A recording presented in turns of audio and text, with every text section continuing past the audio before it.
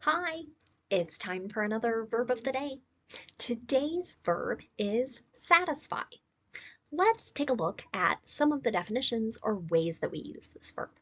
The first way you might hear the verb satisfy used is to mean to meet the expectations, needs, or wishes of someone. This is the most common usage for this particular verb, and you're going to see some connections to this in our second and third definitions. So, a second way to use satisfy is to provide someone with enough information or proof so that they are convinced about something. With this particular usage, you might see the passive voice used with it. A third way to use the verb satisfy is to mean to meet or comply with a condition, an obligation, or a demand. So this third definition has more of a requirement sort of connection to it, where in the first one, our expectations, our needs, our wishes, things we want, whereas in three, now we're talking about requirements.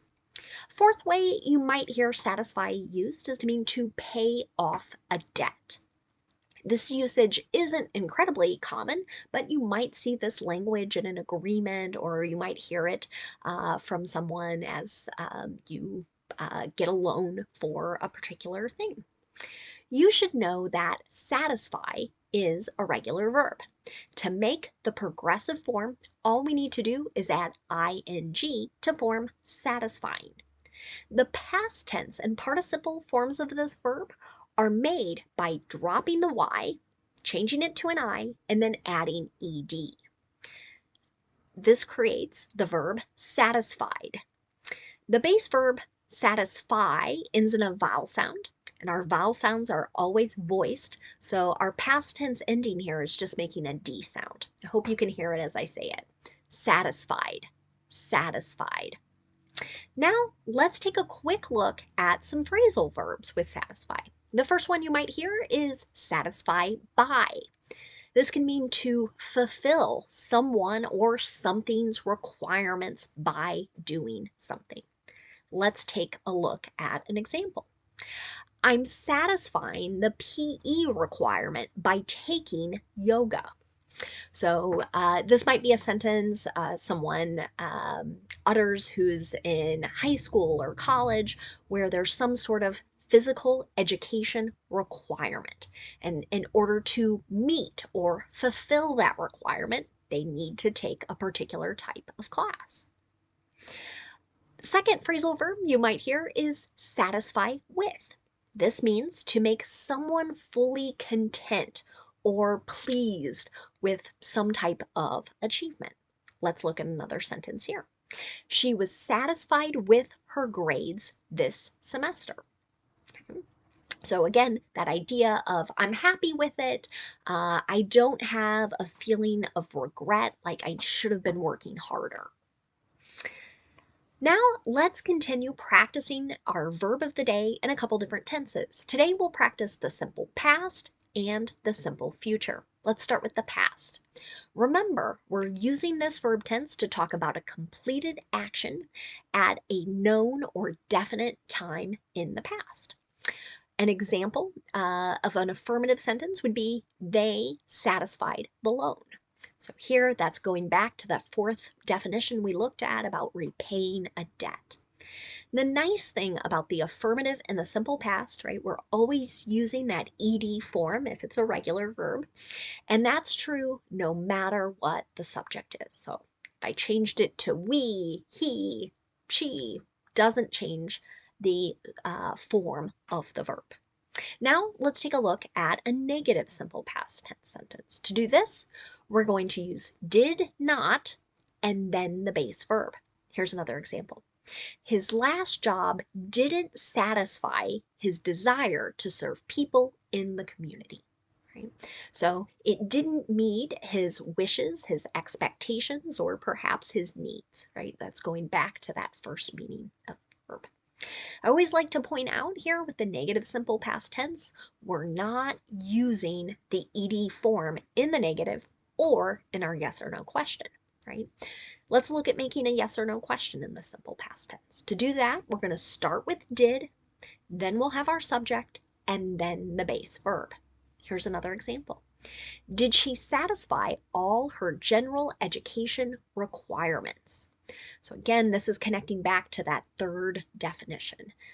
General education might be something that's required in order to graduate, but and that would be a requirement for all students, not for just a particular field of study. Now let's take a look at simple future. Today we're just going to practice using will and our base verb. This is really common with offers and promises, and I think most of those sentences will kind of connect to that. It can also be used with predictions. So the nice thing, again, about using will here is our structure is going to be the same no matter what our subject is. So we'll have our subject, and then we'll use will and the base verb in affirmative sentences. And you can see that in this first one.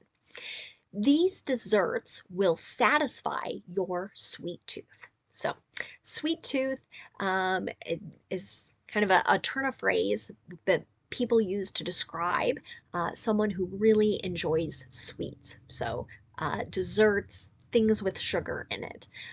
So here it's kind of that idea of like, I wanna eat something sweet, that kind of idea.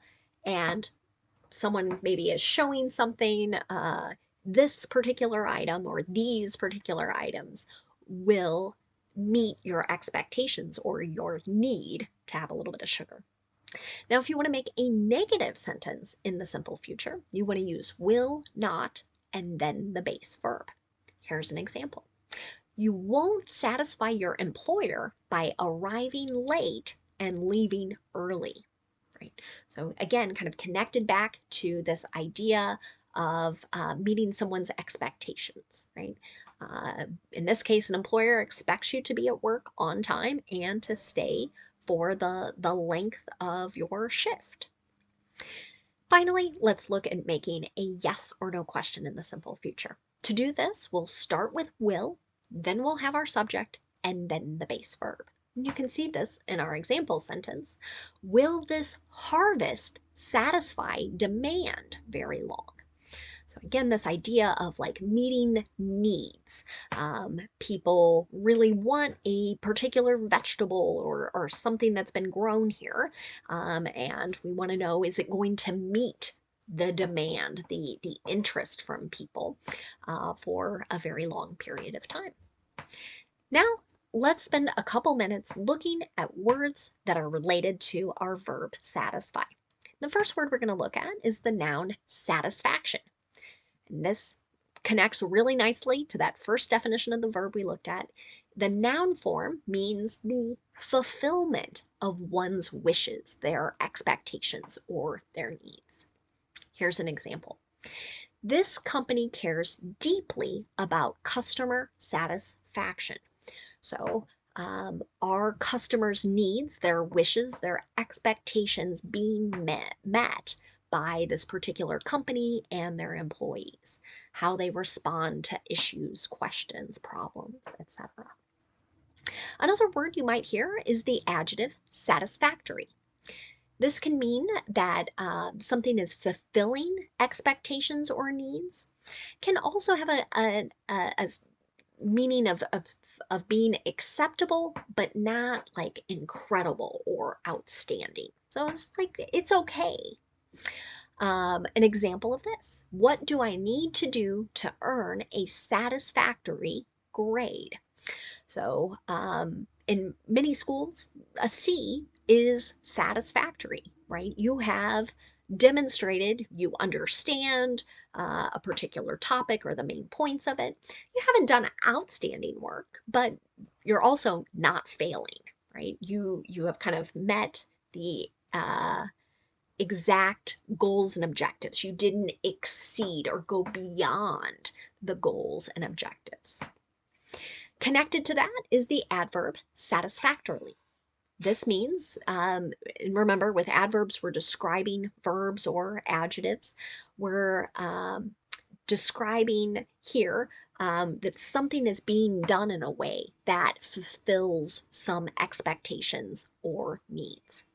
An example of this usage could be, did they answer the questions satisfactorily? So this adverb is describing the verb answer in this particular question. So we want to know, did they answer them in a way that met your expectations? Thanks so much for watching today's video. I hope you have a great day.